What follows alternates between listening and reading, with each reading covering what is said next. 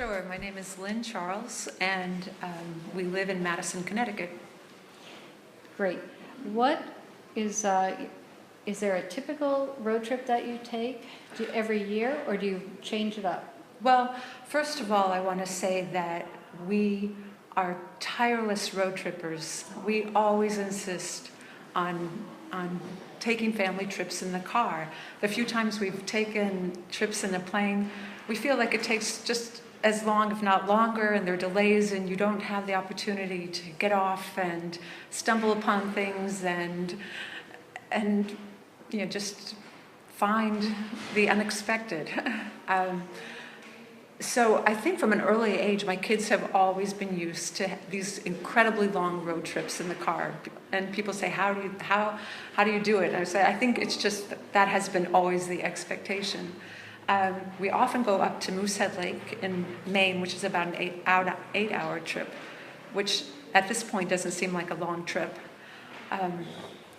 Our biggest trip was out west to the Grand Canyon and beyond, and we went there in our little Honda Fit. It's a really small car, and there were 5 of us, and they were maybe like 10, 12, and 14 at the time. And that, I think, was by far the most memorable road trip. When you go on a road trip, are there things that you always bring, or do you plan to stop along the way? Are there things we always bring? Usually the day of the road trip, I'll remember to go to the library and get some books on tape. And I usually check out about 8 to 10 books, and actually maybe 1 or 2 of them actually works. It's got to be just right for a road trip and for everyone in the car. So it's really hard to find that one book, and I don't even think we've found a book that worked for everyone. I will say that trip out west, we listened to Jack Kerouac's On the Road, and I think it was just because of the name, On the Road. And there were a lot of inappropriate things in the book itself for my kids that they remember better than I do. That was pretty funny, that just the voice of Kerouac droning on about his derelict life. Exactly. Now, what are your favorite kinds of places to stop? Well, I always like to look at the history markers, but somehow we always see them and they've already passed by. So that's always a little problematic. My daughter, she can always find berries from, even from the fast-moving car. She'll say, "Oh my gosh, look at those, wild strawberries," or whatever. I think we always like the off-key places, the little diners. Just recently, we were in this, where were we? We were down in Virginia, and stumbled upon a diner straight out of the 50s. Even the color of the walls and the formica and the dents and the chips in the formica tables and the signs. It was just so nice.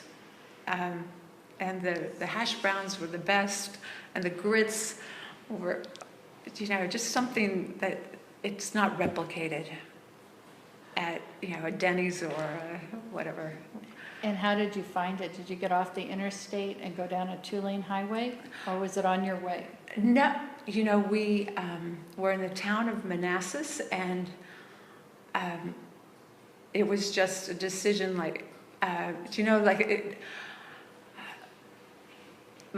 husband just gets frustrated a lot with the GPS, and he said, "Don't worry, I will find us a place to eat. Just trust my sense of direction." And he will. He'll find that center of town, that kind of pulse point. And he did. And I think we probably would have never found it using the GPS. And I think you kind of have to exercise that muscle of, finding those neighborhoods, those streets. You have to be a little adventurous. Right, adventurous, and be willing to turn off the GPS and be willing just to try a local. Right, just to see what comes. exactly. And then what are some of the tips or tricks you've learned along the way that you think are good to share? Um, Are there certain snacks that you always bring? Are there certain games that you might play? I know. You know, it's so funny how much things have changed. Like, when the kids were younger, and I think it mirrors their development, both as from childhood to teenagehood, but also the change culturally with technology. It used to be books and coloring books, and now they have devices, which kind of makes me wince. And what is it? What are some of the things we do? Kids, do you have any ideas about what works? I think a cardinal rule is when you stop anywhere, when you get in the car, you ask everyone, now, did you stop in the bathroom? Are you sure you went to the bathroom? Because I can't tell you how many times, as soon as we take off, a half an hour later, someone says, oh, I forgot to go to the bathroom. Exactly. And what was your favorite trip as a family?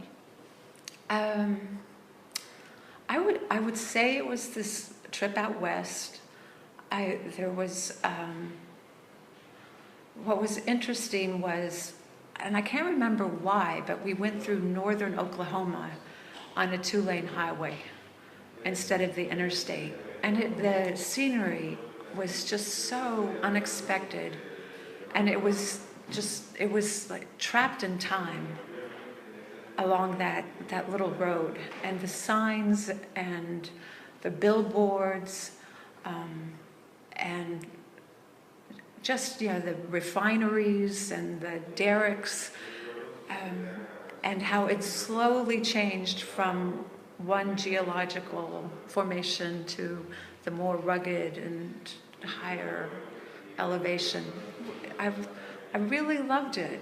And I'd say, wow, we would have never gone to northern Oklahoma in a million years. The other place I really liked a lot was Chaco Canyon on that same trip in northwestern New Mexico. And someone had told me about it, that this was the largest archaeological site in North America. And that too was hard to get to on a dirt road, way off in the middle of nowhere, obviously. But at one point it was the center of civilization on this continent. And that was interesting.